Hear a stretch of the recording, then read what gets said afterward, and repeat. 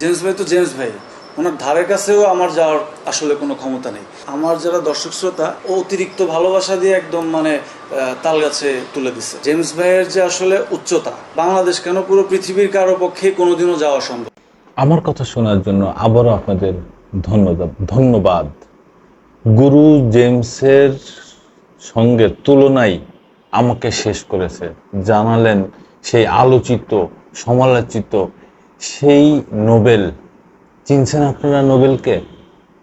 যে ওপার Bangla reality show Saregamapa, যেই আহ, গানের প্রোগ্রাম, সেই রিয়েলিটি শো থেকেই একের পর এক ধামাকা গান উপহার দিয়ে আলোচিত হয়েছিলেন আমাদের বাংলাদেশেরই ছেলে নোবেল।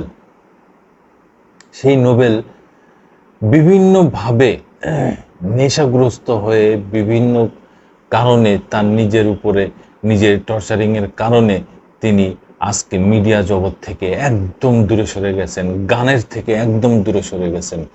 লাস্ট তিনি জেলখানায় চলে গেলেন, রিহাবে চলে গেলেন, মাদকাসক্ত নিরাময় কেন্দ্রে। তিনি এমন কোনো কাজ নেই যে করেন নাই, কিন্তু বাংলার মানুষ তাকে ভালোবেসেছিল, বাংলার মানুষ তার গানকে ভালোবেসেছিল, তাকে প্রচুর পরিমাণ সাপোর্ট করেছিল, এবং সে একটা পর্যায়ে তিনি ভাইরাল হয়ে গেছিলেন, এবং তাকে বাংলার মানুষ জেমসের সঙ্গে পর্যন্ত তুলনা করেছিল। কিন্তু তিনি আজকে জেলখানা থেকে বেরোয় প্রথমেই বললেন যে জেমসের সঙ্গে তুলনাই নাকি তাকে শেষ করে দিয়েছে। এই বিষয়ে আরটিভি নিউজ কি বলে একটু শুনেন। ওপার বাংলার জনপ্রিয় রিয়েলিটি শো সারেগামাপার একের পর এক ধামাকা পারফরমেন্স উপহার দিয়ে 2018 সালে বেশ আলোচনায় আসেন মাইনুল হোসেন নোবেল। এরপর কবি নজরুলের কারারই লৌহ কপাট, নগরবাউল জেমসের মা ও আইয়ুব বাচ্চুর এই রূপালী গীটার ততদিনে কলকাতার মানুষের কাছে তাকে আকাশচুম্বী জনপ্রিয়তা এনে দিয়েছে। এরপর তার জনপ্রিয়তার খবর রটে যায় বাংলাদেশে। অল্প সময়ে দেশের মানুষের কাছ থেকেও পেতে থাকেন অসম্ভব ভালোবাসা। সেই ভালোবাসা ধরে রাখতে পারেননি তিনি, মুহূর্তে হারিয়ে যান অন্ধকার গর্ভে। কলকাতায় সারেগামাপা নোবেল তৃতীয় হয়েছিলেন, তবে ওই আসরে সবচেয়ে জনপ্রিয় প্রতিযোগী ছিলেন তিনি। একাধিকবার গোল্ডেন গিটার জয়ী হয়েছিলেন তিনি, তবে তৃতীয় হলেও শ্রোতাদের কাছে তার চাহিদা ছিল সবার চেয়ে বেশি এবং এক নম্বরে। তাই তো সারেগামাপা 2018-2019 প্রতিযোগিতা শেষে দেশ ও দেশের বাইরে সবার চেয়ে তার স্টেজ শোর চাহিদা বেড়ে যায়। তিনিও তারকা খ্যাতি নিয়ে দুহাত ভরে অর্থ আয় করতে থাকেন। এত কিছুর মাঝেও আবার পেয়ে যান দেশের কিংবদন্তি রকস্টার নগরবাউল জেমসের সঙ্গে তুলনা, যেই তুলনা তাকে শেষ করে দিয়েছে বলে সম্প্রতি জানিয়েছেন তিনি। সম্প্রতি দেশের একটি গণমাধ্যমের সঙ্গে একান্ত আলাপকালে নিজের ক্যারিয়ার নিয়ে খোলামেলা কথা বলেন এই শিল্পী। জানান আবার গান ও অভিনয়ে ফিরবেন তিনি। শুরুতে নোবেল তার হারিয়ে যাওয়ার কারণ নিয়ে বলেন, আমার সব অভিযোগ নিজের উপরেই। আমি আমাকে যত্ন করতে পারিনি, তাই শ্রোতাদের অসম্ভব ভালোবাসা পেয়েও তা ধরে রাখতে পারিনি। এই দোষ শুধু আমারই, কারণ তারকা খ্যাতি এবং অর্থ একসঙ্গে পেয়ে গিয়েছিলাম, যা আমাকে পথভ্রষ্ট করতে সহায়তা করে। আমি কোনো কিছুকেই তোয়াক্কা করতাম না, যা মন চাইতো তাই করতাম। কোনো কাজকে আমি গুরুত্ব দিতাম না, যাকে তাকে অপমান করে কথা বলতাম, কিন্তু এমনটা আমার উচিত হয়নি, যেটি আমি এখন বুঝতে পারছি। তাই তো 4 বছর বিরতির পর আবারও ফিরে আসার চেষ্টা করছি।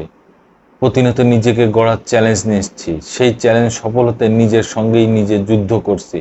আশা করছি এবার দর্শকদের ভালোবাসা ধরে রাখতে পারবো, কারণ এই ভালোবাসা যদি ধরে রাখতে না পারি তাহলে কালের গর্ভে আমি হারিয়ে যাব একদিন, যেমন হারিয়েছিলাম এই 4 বছর। দীর্ঘ এই সময়টিতে আমি একটি বিষয় উপলব্ধ করছি, কাজ ছাড়া আমাকে কেউ মনে রাখবে না, মনে রাখিও নি। তাই এবার ফিরে আসার যুদ্ধ শুধু আমার একার, কারণ শাস্তি যা পাওয়ার আমি পেয়ে গেছি। এখন এই ভুলগুলো শুধরে সামনের দিকে এগিয়ে যাওয়াই আমার মূল লক্ষ্য। এই সময় নোবেলের কাছে জানতে চাওয়া হয়, একটি সময় তার সঙ্গে দেশের ব্যান্ড সঙ্গীতের জীবন্ত কিংবদন্তি নগরবল জেমসের সঙ্গে তুলনা করা হতো, সেই তুলনা কি তার ক্যারিয়ারের জন্য উপকার হয়েছিল নাকি ক্ষতি? উত্তরে নোবেল বলেন, বাংলায় একটা প্রবাদ আছে, লাই দিয়ে মাথায় তুলতে নাই। আমার এমনটাই হয়েছিল। রিয়েলিটি শো আমাকে তারকা খ্যাতি এনে দেয়, এরপর আমার ভক্তরা আমাকে ভালোবাসা দিয়ে মাথায় তুলে দেয়। এই বিষয়ে আমি তাদের দোষ দিচ্ছি না, কিন্তু আমি বিষয়টি উপভোগ করে নিজেকে তখন হারিয়ে ফেলি। এরপর বুঝতে পারি জেমস ভাইয়ের সঙ্গে তুলনায় আমাকে সেই সময় শেষ করে দিয়েছিল। কারণ জেমস ভাই ভিন্ন বিষয়, তিনি দেশের ব্যান্ড সঙ্গীতের একটা স্তম্ভ। আমি কেন? দেশের কেউ সঙ্গীতে তার সমতুল্য হতে পারবেন না। গানে তার আলাদা দর্শন রয়েছে, সেই দর্শনের সঙ্গে কারোরই মিলবে না। এছাড়া জেমস ভাই এখন পর্যন্ত শত শত গান গেয়েছেন। মৌলিক গানের দিক থেকে আমি তার ধারের কাছেও নেই, অর্জনের সব দিক থেকেই তিনি আমার থেকে শত শত মাইল দূরে। তাই শ্রোতাদের একটা কথাই বলবো, যারা আমার গান পছন্দ করেন তারা আমাকে কারোর সঙ্গে তুলনা করবেন না প্লিজ। কারণ সঙ্গীতে আইয়ুব বাচ্চু, এন্ডু কিশোর ও আসিফ আকবর ভাইদের অর্জন আমাদের ধরাছোঁয়ার বাইরে। কেউ জীবনভর চাইলেও তাদের মতো হতে পারবে না। বর্তমানে নোবেলের হাতে বেশ কিছু গান ও দুটি সিনেমা রয়েছে যা ওটিটি প্ল্যাটফর্মের জন্য নির্মাণ হবে। সেখানে একটিতে ভিলেন চরিত্রে অভিনয় করতে দেখা যাবে তাকে, কারণ ভিলেন চরিত্র নিয়েই ফিরতে চান এই গায়ক। এই বিষয়ে নোবেল আরো বলেন, আমার ইতিহাসের প্রতি একটা দুর্বলতা আছে। আমি অনেক ডকুমেন্টারি দেখি, তো এইসব ডকুমেন্টারি থেকে আমি একটি বিষয় নিশ্চিত যে পরাজিত মানুষগুলোই সবসময় ভিলেন হয়ে যায় আর জয়ীরা সবসময় নায়ক হয়। সেই জায়গা থেকে আমার ভিলেন চরিত্রের প্রতি আলাদা ভালো লাগা রয়েছে। তাই একটি নতুন সিনেমায় চুক্তিবদ্ধ হয়েছি, সেখানেই দর্শক আমাকে ভিলেন রূপে দেখতে পাবেন, কারণ এই ভিলেনের চরিত্রটি আমার জীবনের সঙ্গেও সম্পৃক্ত। এই বিষয়ে বিস্তারিত এখন বলতে পারছি না, তবে কাজটি ভালো হবে এই বিষয়ে দর্শকদের আমি নিশ্চিত করতে পারি। এই হচ্ছে বর্তমান নোবেলের অবস্থা। তিনি এখন আবার ফিরে আসতে যাচ্ছেন গানে, তবে অভিনয় যে করতেন, কি করবেন, এটা আসলে আমার জানা ছিল না। তাকে আমরা চিনি, তাকে আমরা জানি যতটুকু, গানের মাধ্যমেই জানি।